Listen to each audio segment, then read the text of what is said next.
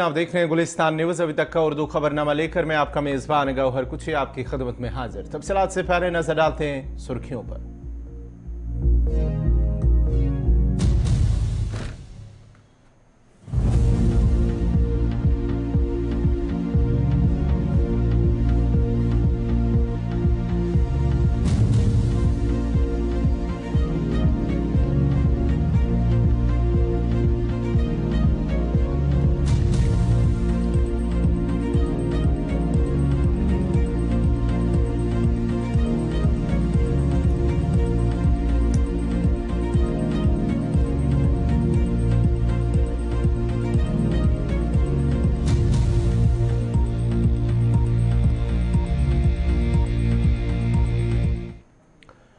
और अब पेश है खबरों की तफसील। सबसे पहले बात वज़ीर दिफा के जम्मू के एक रोज़ा दौरे के दौरान आज वो वज़ीर दिफा राजनाथ सिंह जम्मू पहुंच चुके हैं और जम्मू पहुंचते ही जम्मू के एयरपोर्ट पर उनका वालिहाना इस्तकबाल किया गया है।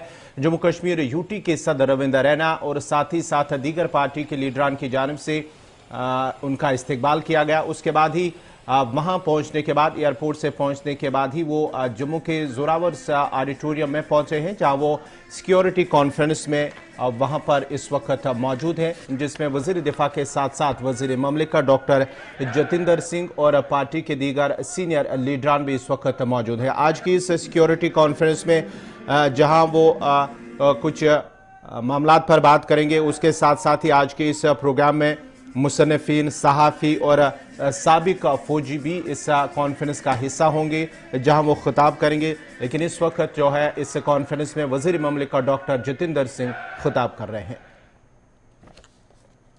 और ये बात कहना उचित भी रहेगा, रक्षा मंत्री होते हुए जो अनेकों बदलाव आए हैं प्रधानमंत्री श्री नरेंद्र मोदी जी के नेतृत्व में और आपकी देखरेख में, उसमें से एक बहुत प्रमुख ये है, शायद उसका हमें कभी कभी एहसास नहीं होता, कि एक जमाना था कि हिंदुस्तान विदेश से लिए हुए हथियारों पर निर्भर था। आज पिछले कुछ एक वर्षों में भारत से बाहर निर्यात होने वाले डिफेंस इक्विपमेंट की मात्रा 6 गुना बढ़ गई है, 6 टाइम्स। और अभी परसों ही आपने देखा होगा टेलीविजन में जो हमारे प्रमुख निर्णय हुए हैं प्रधानमंत्री मोदी जी के अमेरिका यात्रा के दौरान, उनमें से एक तो ये था कि वहां की general electric Hindustan aeronautic limited के साथ मिलकर के फाइटर जेट निर्माण करेगी। और दूसरा जो और भी गौरवान्वित करता है वो ये कि अमेरिका के नेवल शिप हमारे यहाँ के शिप यार्ड्स में आकर के अपनी सर्विसिंग और रिपेयर कराएंगे। आज से 100 वर्ष पूर्व, जब हवाई जहाजों का चलन नहीं था और यातायात का अधिकतर माध्यम समुद्री जहाज था, तो ये सारे जहाज बाहर के होते थे। आज इस प्रकार की काया पलट हुई है कि वहां के जहाज आकर के, और ये विश्वसनीयता है हमारी क्षमता की, जिसके कारण ये संभव हो रहा है। क्वांटम टेक्नोलॉजी आई है जिससे माध्यम से डिफेंस में भी इजाफा होगा। बहुत अधिक बात नहीं करते हुए युवाओं की दृष्टि से मैं समझता हूं कि एक स्वर्णीय काल ये भी है कि हमारे यहां 70% से अधिक 40 बरस से कम अवस्था की जनसंख्या है। लेकिन इसका अर्थ ये नहीं है कि बुजुर्ग अब चल बसे। अगर आप ग्राफ देखेंगे पॉपुलेशन का, इट इज बाइफेसिक। प्रतिशत 40%, 40 साल से कम अवस्था के 70%, लेकिन कुल मिलाकर के 60 बरस से ऊपर की आयु के लोगों की संख्या भी बढ़ती जा रही है। और इसका समन्वय बना करके किस तरह से इसको राष्ट्र निर्माण में लगाना, ये हमारे लिए एक चुनौती रहेगी। जम्मू कश्मीर का युवा सदा से बड़ा आकांक्षी रहा है, एस्पिरेशनल रहा है, और युवा मोर्चा के माध्यम से हम ये भी अपेक्षा करेंगे कि स्टार्टअप की जो मुहिम सारे देश भर में इस समय गति पकड़ चुकी है, उसको यहां पर भी थोड़ा सा प्रचलित किया जाए। माननीय राजनाथ जी को जानकर के खुशी होगी कि एग्रीटेक स्टार्टअप्स का एक नया आयाम जम्मू कश्मीर से ही जन्मा है। लेवेंडर कल्टीवेशन और अरोमा मिशन का आगाज भद्रवाह से हुआ था, जहां माननीय जी ने 2019 में एक जनसभा भी की थी। और इसलिए आने वाले समय में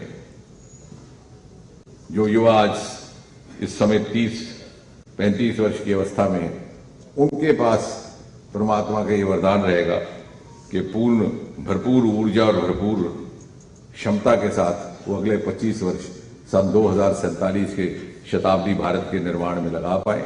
और मुझे लगता है कि युवाओं की प्रेरणा की जब बात की जाती है तो उसके लिए भी माननीय राजनाथ सिंह जी से बेहतर कोई और उदाहरण नहीं रहा होगा कि युवावस्था से ही इन्होंने समाज और राजनीति में मान्यता प्राप्त की, एक से एक श्रेष्ठ जिम्मेवारियों पर है और उनको श्रेष्ठता से निभाया। हम सब आपको सुनने के लिए उत्सुक है माननीय जी, बहुत बहुत धन्यवाद।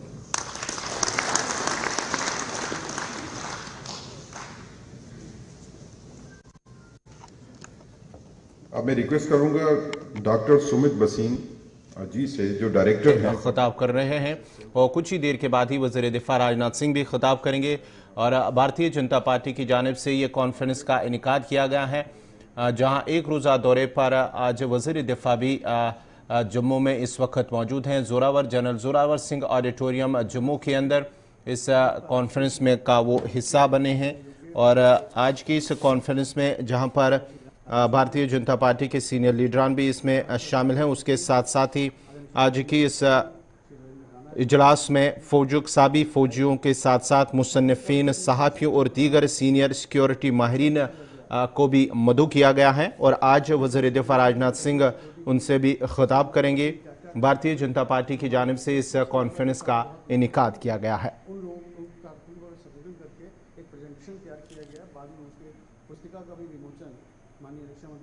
से कराएंगे।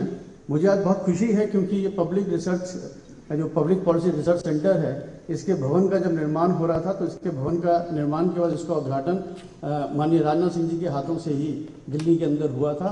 तो आपका बहुत बहुत आभार, जो एक हम लोगों ने कल्पना की थी आज वो सार्थक हो रही है। हमारे देश के अंदर बहुत सी समस्याएं रही, उन समस्याओं का हम लोगों ने इसमें किताब में जिक्र किया है। सिक्योरिटी थ्रेट रहे, प्रॉक्सी वार्स रहे, लेफ्ट विंग का एक्सट्रीमिज्म रहा, ड्रग मेनेंस रहा, इंसर्जेंसी नॉर्थ ईस्ट में रही, सेपरेट एलिमेंट रहे और बहुत से कॉन्फ्लिक्ट होते रहे। लेकिन उन कॉन्फ्लिक्ट से लड़ने की हमारे यहाँ क्षमता की कमी नहीं थी, परंतु एक राजनीतिक इच्छा शक्ति की कमी थी। 2014 के बाद उस राजनीतिक इच्छा शक्ति के कारण हम उस चीज़ से लड़ पाए।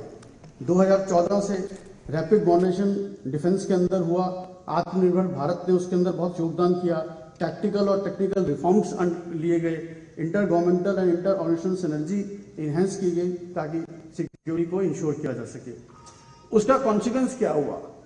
डिक्लाइन हुआ टेरर के इंसिडेंट्स में, डेथ्स के इंसिडेंट्स में, डिक्लाइन बूस्ट हुआ infrastructure of erstwhile disturbed areas, enhancing socio economic wellbeing, enhance security resulting in high investments and rapid economic growth, जिसके कारण देश के अंदर एम्प्लॉयमेंट अपॉर्चुनिटीज भी क्रिएट हुई।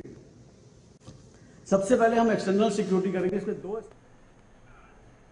अब बात जरा आज के दिन के हवाले से। आज पूरी दुनिया में नशा मुखालिफ आलमी दिन मनाया जा रहा है और इस सिलसिले में मुख्तलिफ मकामात पर तकारीब का इनेकाद भी किया जा रहा है। अक़वाम मुत्तहिदा की जनरल असम्बली ने 7 दिसंबर साल 1987 को 26 जून को हर साल नशा मुखालिफ दिन मनाने का ऐलान किया था और तब से आज तक पूरी दुनिया के साथ साथ वादी कश्मीर में भी ये दिन मनाया जाता है। अक़वाम मुत्तहिदा ने नशा मुखालिफ दिन यानी कि इस साल इम्तियाज़ बंद करो और एहतियाती तदाबीर को मजबूत करो के मौजू का इंतखाब किया है। लेकिन कश्मीर में नशा की लत को ख़त्म करने के लिए हर तदाबीर नाकाम हो रही है और नशा करने वालों की तादाद में इजाफा हो रहा है। ताज़ा तहकीक में ये बात सामने आई है कि कश्मीर सूबे में हेरोइन इस्तेमाल करने वालों की तादाद में इजाफा हो रहा है और नशा करने वालों में 85% अफराद हेरोइन और दीगर नशीली अद्वियात का इस्तेमाल कर रहे हैं। इंस्टीट्यूट ऑफ मेंटल हेल्थ और न्यूरो साइंसेस के आदाद शुमार के मुताबिक पिछले 5 माह के दौरान नशा करने वालों की तादाद 30% बढ़ गई है। आदाद शुमार के मुताबिक रवां साल जनवरी से मई तक 18,351 नशा करने वाले अफराद का इलाज किया गया और इसके अलावा 130 अफराद को डी एडिक्शन सेंटर में दाखिल करना पड़ा है। साल 2022 के इब्तिदाई 5 माह में सिर्फ 13,330 अफराद का इंदराज हुआ था, जिनमें 118 मरीजों को सेंटर में दाखिल करना पड़ा था और साल 2022 में 41,297 मरीजों को सेंटर में दाखिल किया गया था, जिनमें से 3,725 नए मरीज थे, जबकि दीगर 37,572 पहले से ही जेर इलाज थे। तिबी माहिरीन का कहना है कि एहतियाती तदाबीर को मजीद मुस्तहकम करना वक्त की ज़रूरत है, इसलिए अक़वाम मुत्तहिदा ने एहतियाती तदाबीर को मौजू में रखा है।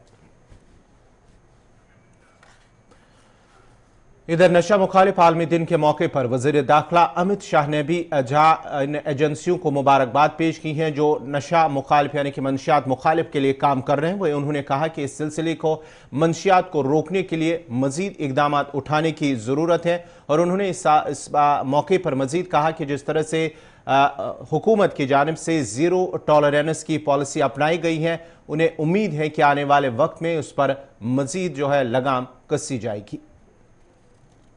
आज 26 जून को नशीली दवाओं के दुरुपयोग और अवैध तस्करी के खिलाफ अंतर्राष्ट्रीय दिवस के अवसर पर मैं ड्रग के विरुद्ध लड़ाई लड़ रही हमारी सभी एजेंसियों को मन से बहुत बहुत बधाई देना चाहता हूं। यह अत्यंत हर्ष की बात है कि नारकोटिक्स कंट्रोल ब्यूरो इस बार भी अखिल भारतीय स्तर पर नशा मुक्त पखवाड़ा का आयोजन कर रहा है। प्रधानमंत्री श्री मोदी जी के मार्गदर्शन में गृह मंत्रालय ने नारकोटिक्स के खिलाफ जीरो टॉलरेंस की नीति अपनाई है। आज उसके सफल परिणाम दिखने लगे हैं। इस नीति का मुख्य स्तंभ है मोदी सरकार की होल ऑफ गवर्नमेंट अप्रोच, जिसमें अलग अलग विभागों के समन्वय से नीति और प्रभावी बनती है। हमारा संकल्प है कि हम भारत में नारकोटिक्स का व्यापार नहीं होने देंगे और न ही भारत के माध्यम से ड्रग को विश्व के किसी और देश में जाने देंगे। ड्रग के खिलाफ इस मुहिम में देश की प्रमुख एजेंसियां, विशेषकर नारकोटिक्स कंट्रोल ब्यूरो, निरंतर अपनी जंग जारी रखे हुए हैं। इस अभियान को सशक्त करने के लिए गृह मंत्रालय ने 2019 में एनकोड की स्थापना की एवं हर राज्य के पुलिस विभाग में एंटी नारकोटिक्स टास्क फोर्स का गठन किया गया, जिसका पहला राष्ट्रीय सम्मेलन अप्रैल 2023 में हुआ। ड्रग के दुरुपयोग के खिलाफ राष्ट्रीय स्तर पर उपयुक्त मंच के माध्यम से युद्ध स्तर पर अभियान चलाया जा रहा है। ड्रग के विरुद्ध हमारी इस व्यापक और समन्वित लड़ाई का ही असर है कि जहां 2006 से 13 में मात्र 768 करोड़ रुपए की ड्रग्स बरामद हुई थी, तो वहीं 2014 से 22 में लगभग 30 गुना बढ़कर 22,000 करोड़ की नशीली पदार्थ जब्त किया गया है। और नशे के व्यापार करने वाले लोगों के विरुद्ध पहले की तुलना में 181% अधिक मामले दर्ज किए गए हैं। यह मोदी सरकार की नशा मुक्त भारत के प्रति कटिबद्धता को दर्शाता है। साथ ही जून 22 में हमने जब्त किए ड्रग के दोबारा उपयोग को रोकने के लिए विनिष्टीकरण अभियान चलाया, जिसमें अब तक देश भर में लगभग 6 लाख किलो जब्त मादक पदार्थों को नष्ट किया जा चुका है।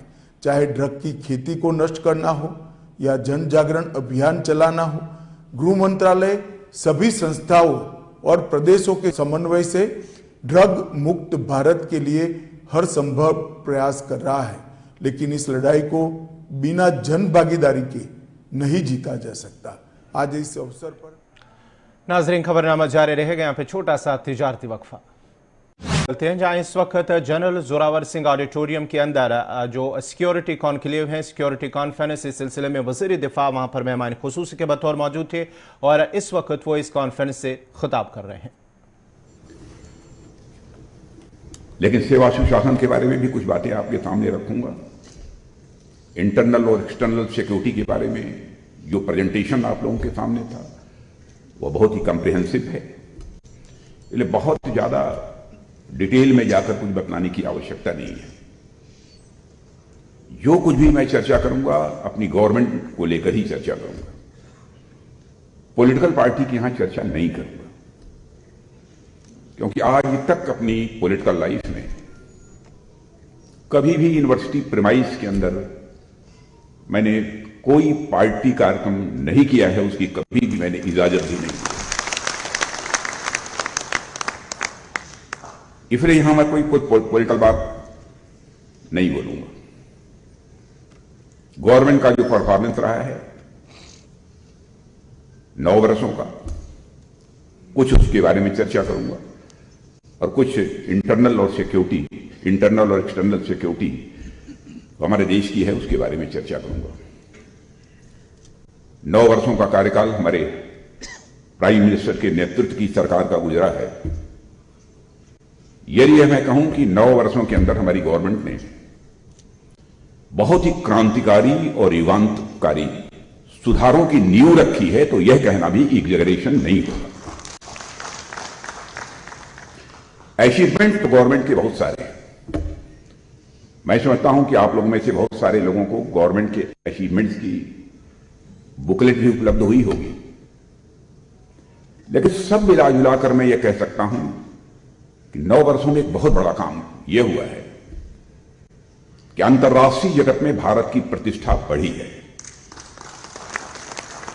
अंतर्राष्ट्रीय जगत में भारत का कद बढ़ा है। पहले अंतर्राष्ट्रीय मंचों पर भारत यदि कुछ बोलता था तो भारत की बातों को जितनी गंभीरतापूर्वक लिया जाना चाहिए वह नहीं लिया जाता था, लेकिन आज अंतर्राष्ट्रीय मंचों पर भारत कुछ बोलता है तो सारी दुनिया कान खोलकर सुनती है कि भारत बोल क्या रहा है। यह हैसियत सारी दुनिया में भारत की बनी है। भारत की प्रतिष्ठा का अंतर्राष्ट्रीय जगत में मूल्यांकन करना हो। हमारे प्राइम मिनिस्टर की जो इस बार की विदेश यात्रा थी, इसके पहले की जो उनकी विदेश यात्रा थी, उस दौरान भी आप देखें एक कंट्री का प्राइम मिनिस्टर यह कहता है अब्बास है। दुनिया का जो सबसे ताकतवर देश अमेरिका माना जाता है, अमेरिका का प्रेसिडेंट मिस्टर जो बाइडेन यह कहते हैं ग्लोबली आप इतने पॉपुलर हो कि आपका ऑटोग्राफ लेने की इच्छा हो रही है। और पापुआ न्यू गिनी का प्राइम मिनिस्टर अपनी respect from inner core of heart express करने के लिए वो पैर छूता है। पैर छूना यह कोई छोटी बात नहीं है। यह जो कुछ भी हुआ है, मैं समझता हूं कि इन सब सारे लोगों ने भारत के प्रति सम्मान की अभिव्यक्ति की है। हर भारतवासी का यह सम्मान है। यह केवल प्राइम मिनिस्टर का ही सम्मान नहीं है।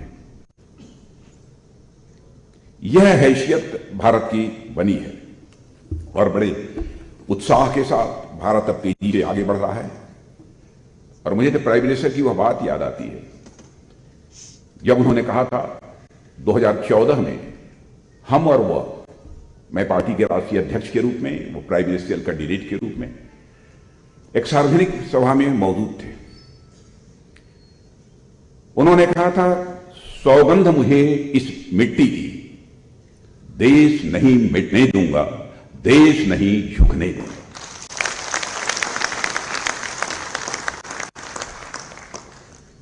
यदि मैं कहूं कि हमारे प्राइम मिनिस्टर ने जो कुछ भी उस समय सौगंध ली थी, कसम खाई थी, उसको लेटर एंड स्पिरिट में उसका निर्वाह किया है, तो यह कहना भी एग्जैगरेशन नहीं होगा।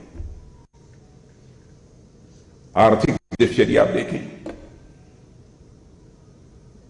2014 में जब हमारी गवर्नमेंट बनी थी तो उस समय इकोनॉमी की साइज के मामले में भारत दुनिया में लगभग 10वें 11वें स्थान पर खड़ा था।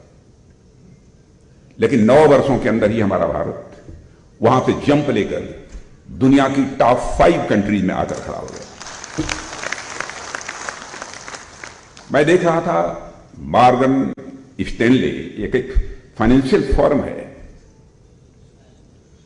जो कि पहले भारत के बारे में कहती थी कि बहुत ही आर्थिक दृष्टि से यह कमजोर देश है, और उन्होंने एक टर्म कॉइन किया था फ्रेजाइल 5।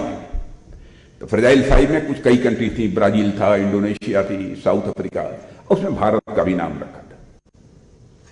2013 की बात मैं कर रहा हूं जब मॉर्गन स्टैनले इस फर्म ने पूरे वर्ल्ड की इकॉनमी की चर्चा करते हुए यह बात कही थी, और उसी में उन्होंने फ्रेजाइल 5 का, लड़खड़ाती हुई, टूटती हुई, कमजोर अर्थव्यवस्था की बात कही थी, 5 कंट्रीज की, तो उनमें भारत भी शामिल था। अब जानते हैं वही मॉर्गन स्टैनले फॉर्म यह कहती है कि इस पॉसिबिलिटी को भी रूल आउट नहीं किया जा सकता कि 2027 आते आते, यानी 4 वर्षों के अंदर भारत दुनिया की टॉप 3 इकोनॉमीज में आकर खड़ा हो जाए। लेकिन मैं जानता हूं इस सच्चाई को, सारी दुनिया भी जानती है, पावर परचेजिंग पैरिटी के मामले में आज ही हमारा भारत दुनिया के 3 देशों में आकर खड़ा हो गया। पावर परचेजिंग पैरिटी के मामले में यह हैसियत सारी दुनिया में भारत की बनी है। अब एक घटना, रूस और यूक्रेन के युद्ध चल रहा है। इस यूक्रेनियन क्राइसिस के दौरान हमारे बहुत सारे बच्चे जो वहां पर फंसे हुए थे यूक्रेन में, उनके गार्जियंस यहां बराबर गवर्नमेंट से डिमांड कर रहे थे, चाहे जैसे भी हो यूक्रेन से हमारे बच्चों को आप बाहर निकालो। असमंजस की स्थिति थी, लेकिन एक स्ट्रांग विल पावर होने के कारण हमारे प्राइम मिनिस्टर ने चटपट फैसला किया और टेलीफोन उठाकर सीधे रूस के प्रेसिडेंट मिस्टर पुतिन से बात की, अमेरिका के राष्ट्रपति मिस्टर जो बाइडेन से बात की, और यूक्रेन के राष्ट्रपति मिस्टर जेलेंस्की से बात की। और आप सबको जानकारी है कि 4.5 घंटे के लिए युद्ध रुक गया और हम अपने हजारों बच्चों को लेकर जो भारत।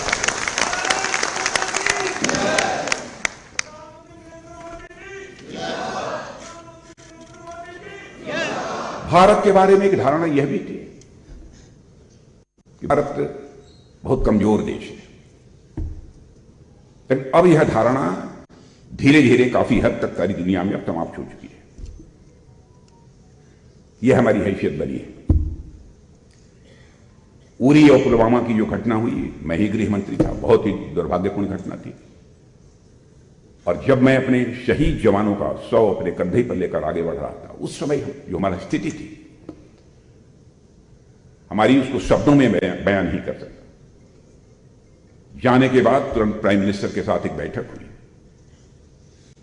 बहनों भाइयों, मैं इस प्राइम मिनिस्टर के विल पावर की मैं सराहना करना चाहूंगा।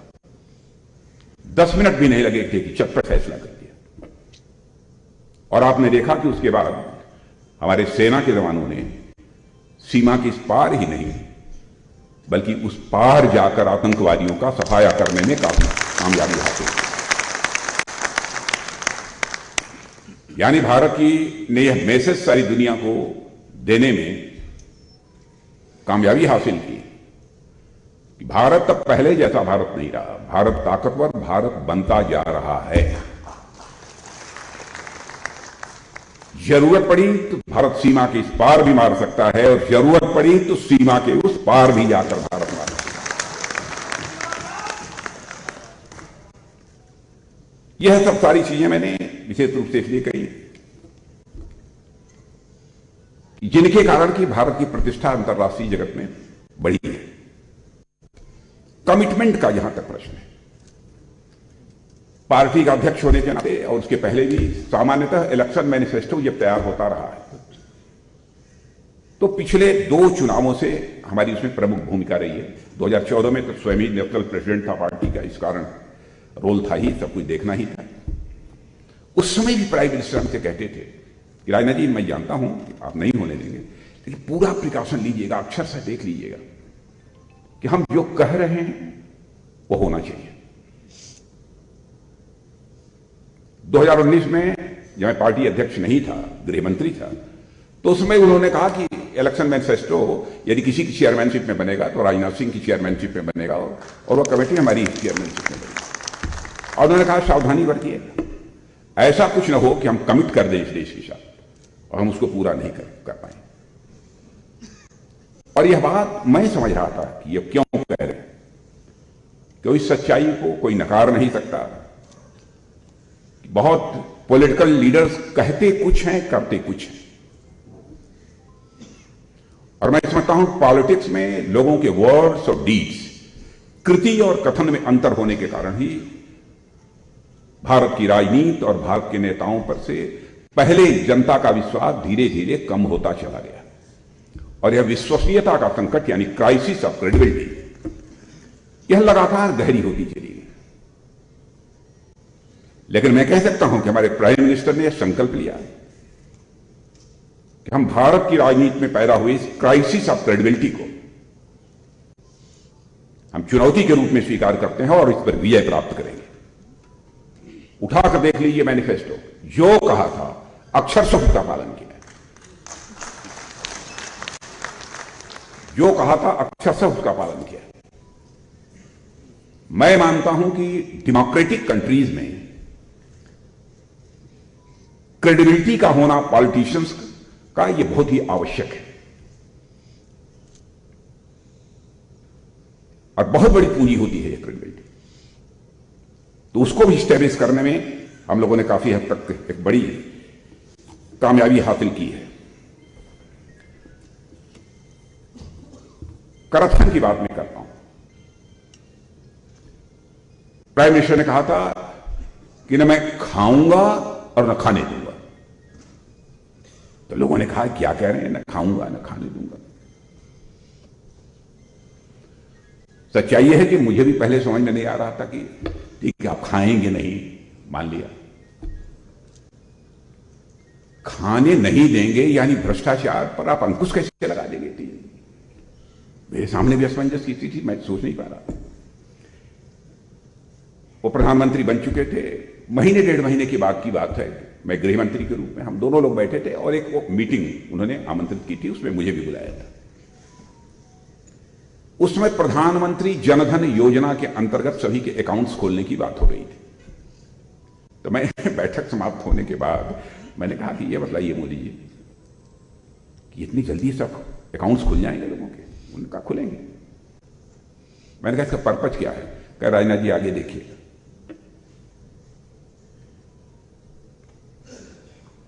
मैं समझता हूं कि हिंदुस्तान के हर परिवार में लोगों के अकाउंट्स बैंक में खुल गए। बात मेरी समझ में तब आई, बात मेरी समझ में तब आई जब डीबीटी के माध्यम से लोगों को पैसा ट्रांसफर होना शुरू हुआ।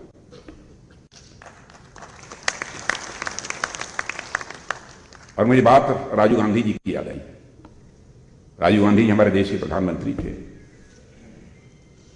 उन्होंने कहा कि मैं क्या करूं, मैं 100 पैसा ऊपर से भेजता हूं, बामुश्किल 15 पैसा नीचे तक लोगों के पास पहुंच पाता। यह प्रकार से लाचारी व्यक्त की थी। मैं प्रधानमंत्री राजीव गांधी की आलोचना नहीं कर रहा हूं और सामान्यतः राजनीतिक क्षेत्र में काम करते हुए मुझे आपने कभी नहीं सुना होगा मैंने किसी प्रधानमंत्री को क्रिटिसाइज किया।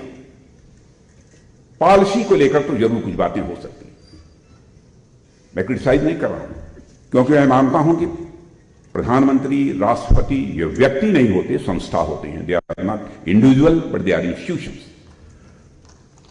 इसलिए मैं आलोचना नहीं कर रहा। उन्होंने एक मजबूरी व्यक्त की थी प्राइम मिनिस्टर रहते हुए और उसको चैलेंज के रूप में यदि किसी ने स्वीकार किया तो आज के प्राइम मिनिस्टर श्री नरेंद्र मोदी जी ने स्वीकार किया। आज यदि 100 पैसा बैंकों से चलता है, 100 का 100 पैसा लोगों की जेब में पहुंच रहा है।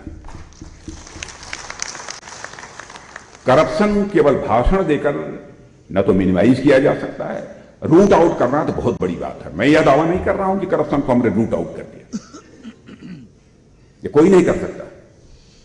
पता नहीं सतयुग में रहा होगा कि नहीं रहा होगा, मैं नहीं जानता।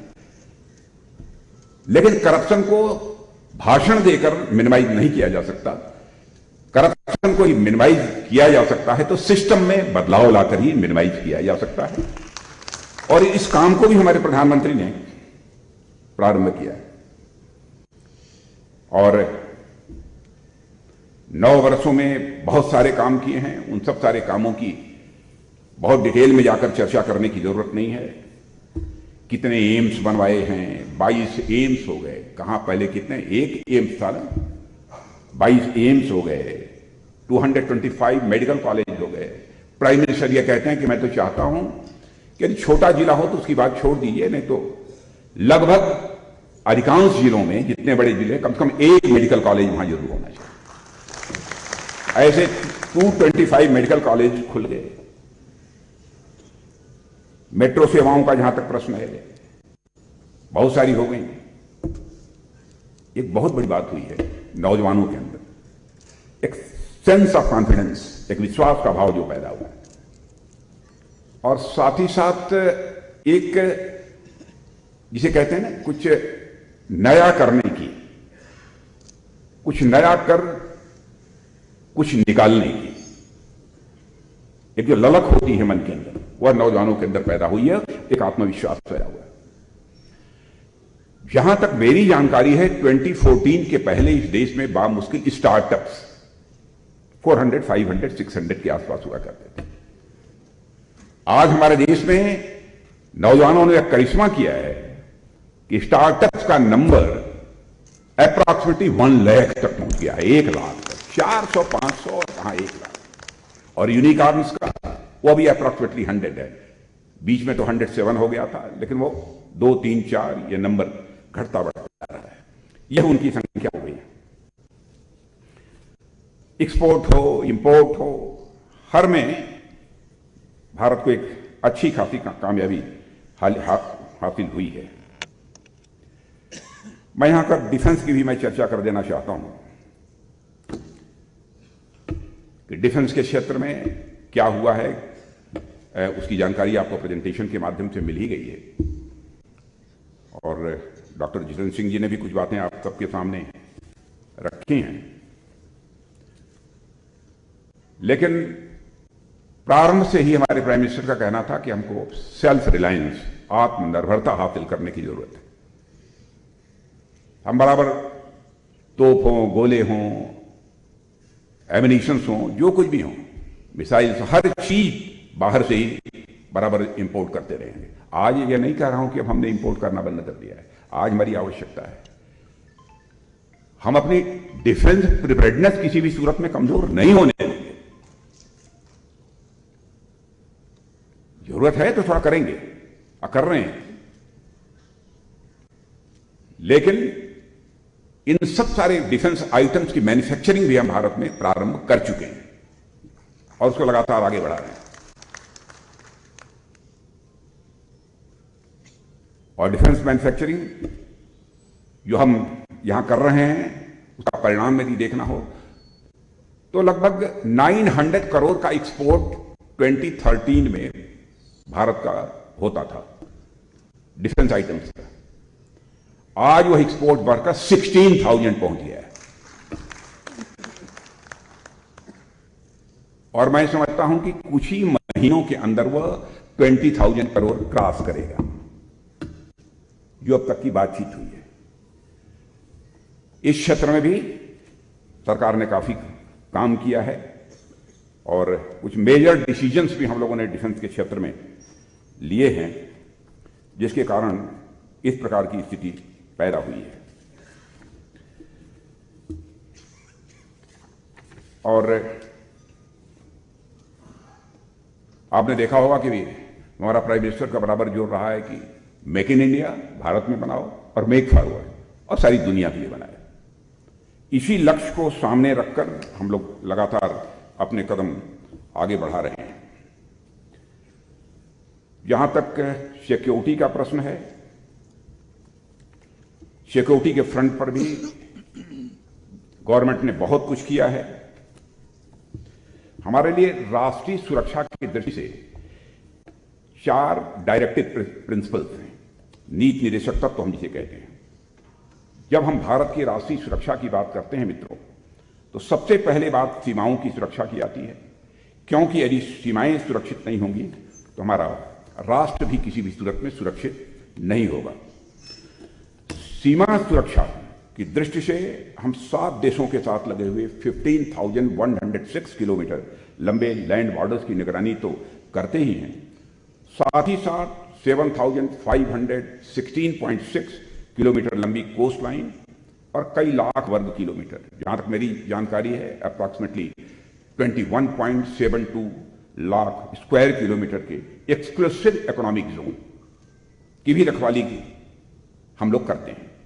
पिछले लगभग 75 ईयर्स में लैंड और मैरीटाइम बाउंड्रीज पर हमें बहुत सारी चुनौतियों का सामना करना पड़ा है, मगर हमारी सेनाओं और सुरक्षा बलों ने मिलकर उस चुनौती का डटकर सामना किया है और उस पर विजय प्राप्त की है। साथियों, जब से हमारा यह भारत आजाद हुआ है, कई भारत विरोधी ताकतों की यह लगातार कोशिश रही है कि या तो सीमाओं पर या फिर सीमाओं के रास्ते से भारत के भीतर अस्थिरता का माहौल पैदा किया जाए। पाकिस्तान की जमीन से इसके लिए बड़े पैमाने पर लगातार कोशिश की गई है। आप लोग पड़ोसी हैं, अच्छी तरह जानते होंगे। और पाकिस्तान की तरफ से भारत को चोट पहुंचाने की कितनी बार और कैसी कैसी नापाक कोशिशें हुई हैं, इस पर मैं बहुत विस्तार में नहीं जाना चाहूंगा। मैं यह कहना चाहता हूं कि सीमा पार से प्रायोजित जो आतंकवाद है, आतंकवाद ने इस देश में हजारों निर्दोष नागरिकों की जानें दी हैं।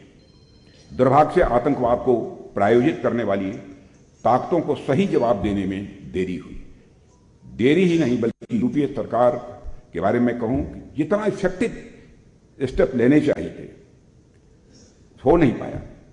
और पाकिस्तान को ही आतंकवाद से प्रभावित देश मानने की हम लोगों ने एक बार गलती कर दी थी कि पाकिस्तान भी आतंकवाद से यह प्रभावित देश है।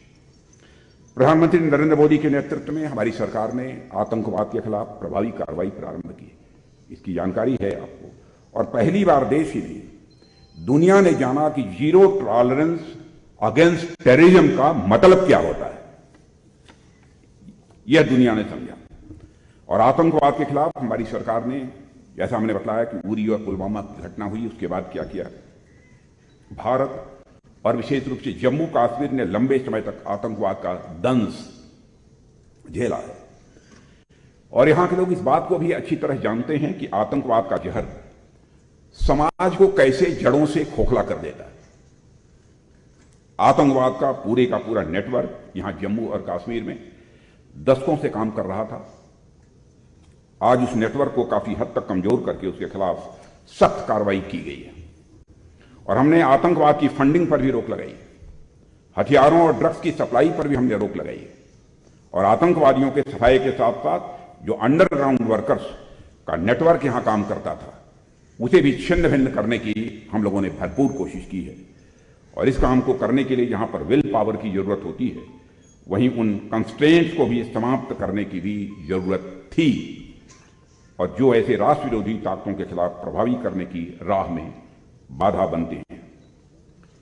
और साथियों, आर्टिकल 370-35A को लेकर जो कुछ भी करना चाहिए वो हम लोगों ने किया, कमिटमेंट था, उस कमिटमेंट को पूरा किया।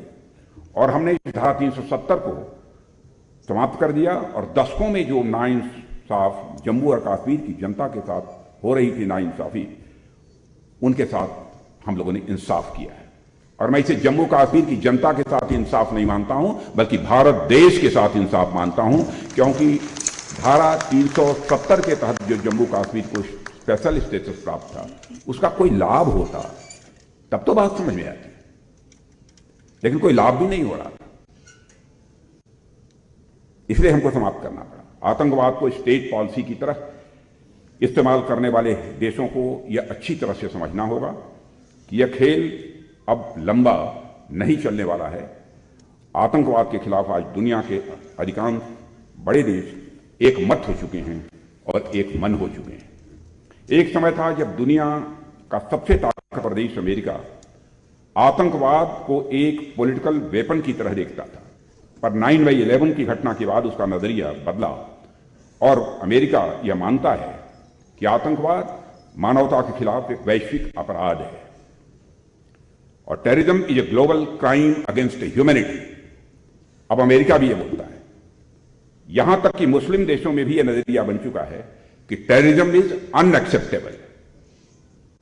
यानी भारत जो बात कई सालों से कह रहा था, वही बात अब लगभग पूरी दुनिया मानने लगी है।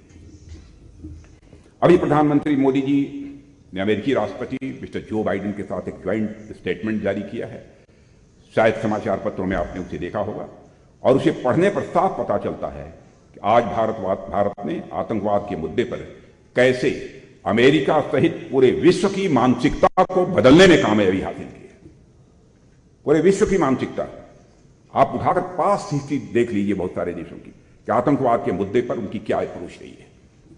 इस ज्वाइंट स्टेटमेंट में एक बात साफ हो गई है कि यूएन लिस्टेड टेरर ऑर्गेनाइजेशंस, जिनमें लश्कर-ए-तोयबा, जैश-ए-मोहम्मद, हिजबुल मुजाहिदीन शामिल हैं, उनके खिलाफ कंसर्टेड एक्शन होना चाहिए। यह अमेरिका और इंडिया के बीच का जो ज्वाइंट स्टेटमेंट है उसमें यह बात कही गई। और इस ज्वाइंट स्टेटमेंट में यह भी कहा गया है कि पाकिस्तान अपने यहां होने वाली हर आतंकी कार्रवाई पर लगाम लगाए और अपनी जमीन का इस्तेमाल, यह अमेरिका भी बोल रहा है, ध्यान दीजिएगा जो लोग पास हिस्ट्री जानते होंगे, और अपनी जमीन का इस्तेमाल इसके लिए किसी भी सूरत में न होने दे। साथ ही 26/11 और पठानकोट के हमलों के दोषियों पर कार्रवाई करे। पहली बार यह स्टेटमेंट आया।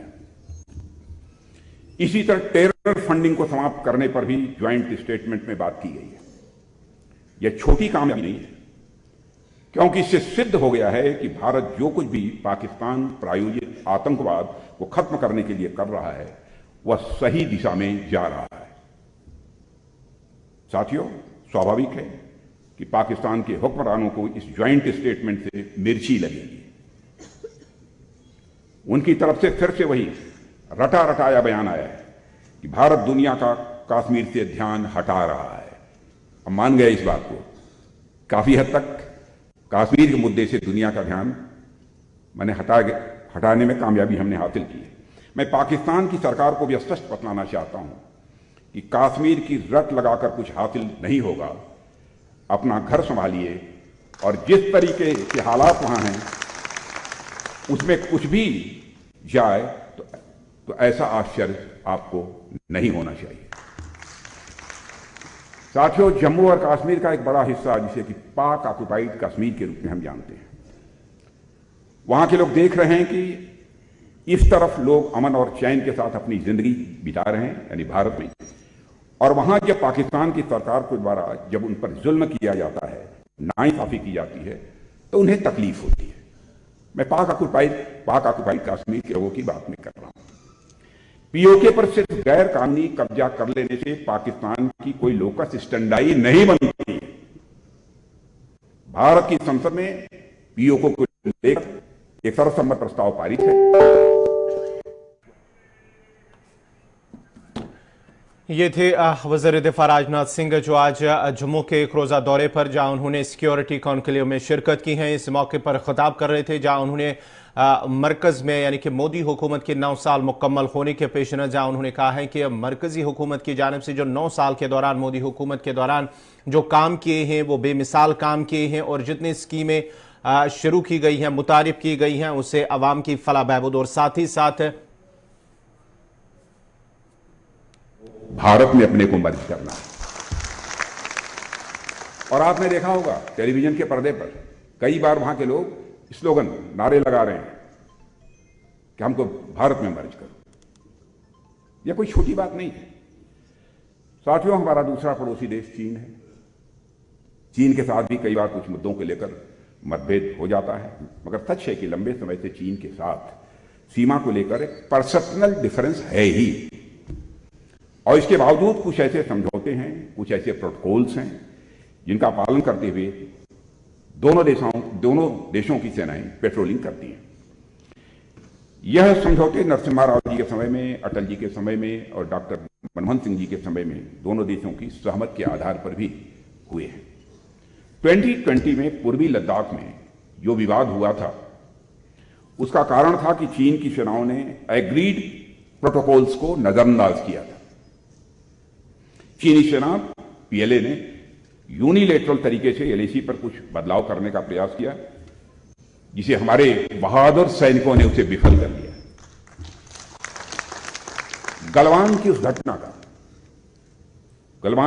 का भी मैं जिक्र करना चाहूंगा कि उस घटना को 3 वर्ष गुजर चुके हैं, मगर जिस शौर्य पराक्रम के साथ साथ संयम का परिचय भी हमारी भारतीय सेना ने दिया है वह देश कभी भूल नहीं सकता। बहनों भाइयों, मैं देश का रक्षा मंत्री होने के नाते नहीं कहता, आने वाली पीढ़ियां भी हमारे जाबाज सैनिकों पर गर्व करेंगे। दूर दराज बैठे हुए लोगों को इसका अंदाज नहीं लग पाता। बराबर डे टू डे की रिपोर्टिंग मुझे होती थी। मैं जानता हूं किन परिस्थितियों में हमारे नौजवान लड़ते हैं, कितनी बहादुरी के साथ लड़ते हैं, कितनी हिम्मत के साथ लड़ते हैं। बहुत सारी बातें हैं, लेकिन सार्वजनिक रूप से उनकी चर्चा भी मैं नहीं कर सकता। मगर इतना मैं जरूर कहूंगा कि जब भी गलवान का इतिहास लिखा जाएगा तब पूरा देश हमारे सेना के जवानों के शौर्य और पराक्रम पर गर्व करेगा। मेरे बहनों भाइयों, यह बात मैं पूरे विश्वास के साथ आपके सामने कहना चाहता हूं।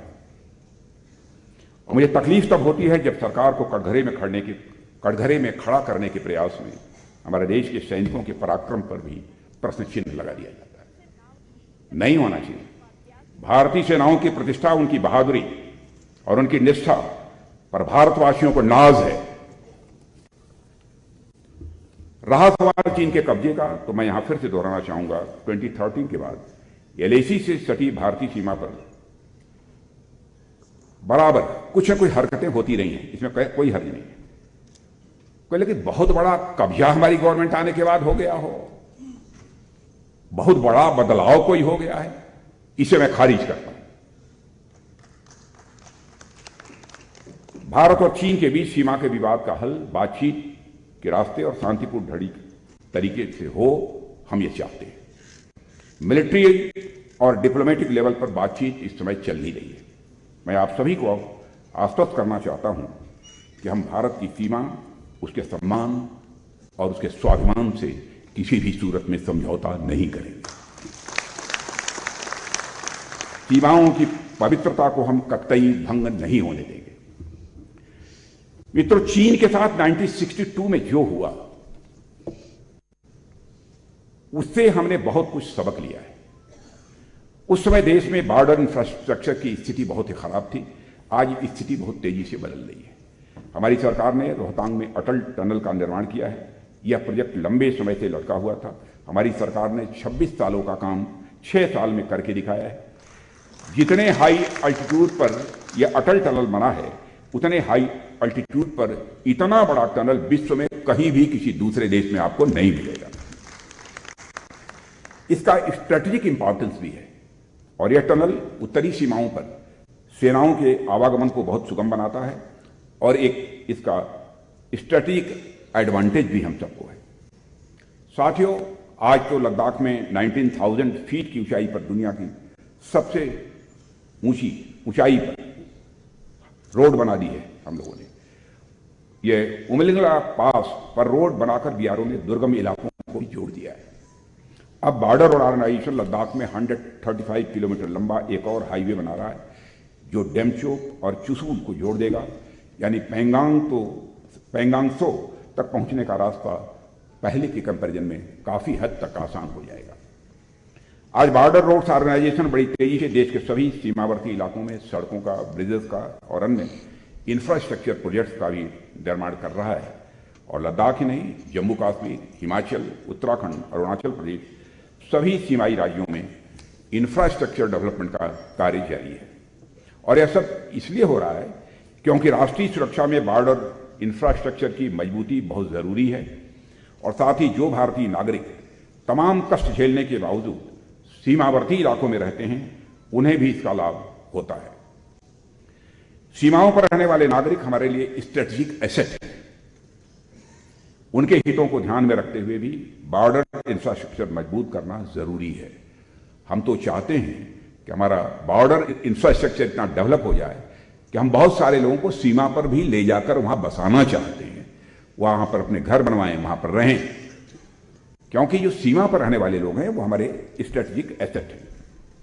साथियों, एक समय था नॉर्थ ईस्ट का पूरा इलाका इंसर्जेंसी के चपेट में था और पिछले 9 सालों में नॉर्थ ईस्ट में शांति का एक नया दौर आया है।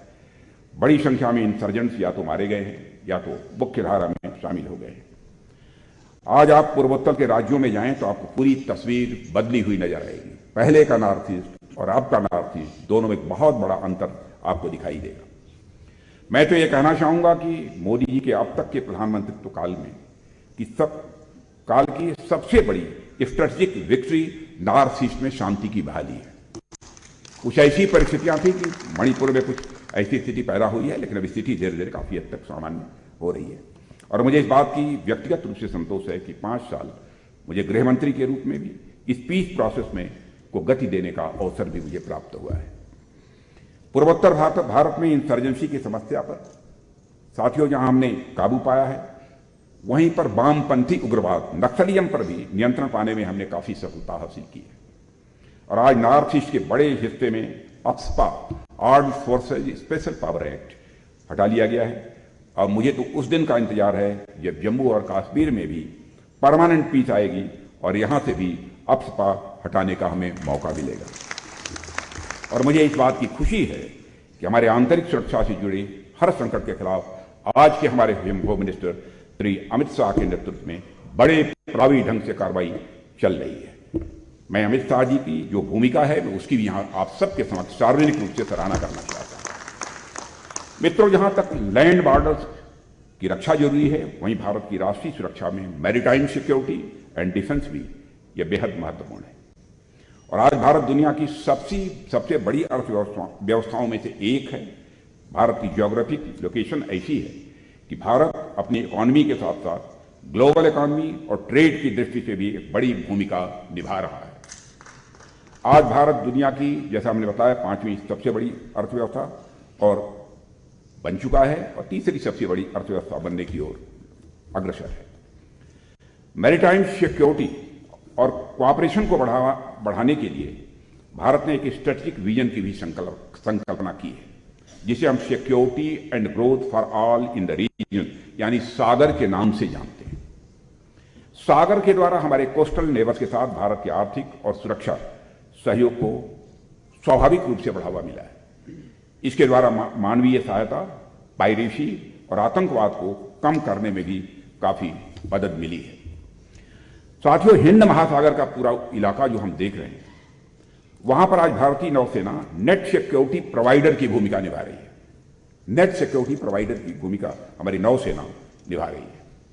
मैं आप लोगों को यह भी बताना चाहूंगा कि इंडियन नेवी और कोस्ट गार्ड ने इस महासागरीय क्षेत्र में एक ऐसा भरोसा और विश्वास अन्य देशों के अंदर भी पैदा किया है कि उन्हें वे इंडियन ओशन में सबसे बड़े संकट मोचक और रक्षक के रूप में देखा है। साथियों, आज दुनिया की बड़ी से बड़ी नौसेनाएं भारत के साथ मिलकर अभ्यास करना चाहती हैं। पिछले दिनों मैंने दक्षिण भारत का दौरा किया और सदर्न नेवल कमांड सहित भारत के आसपास के समुद्री क्षेत्रों में नौसेना की ताकत को करीब से मैंने अनुभव भी किया है।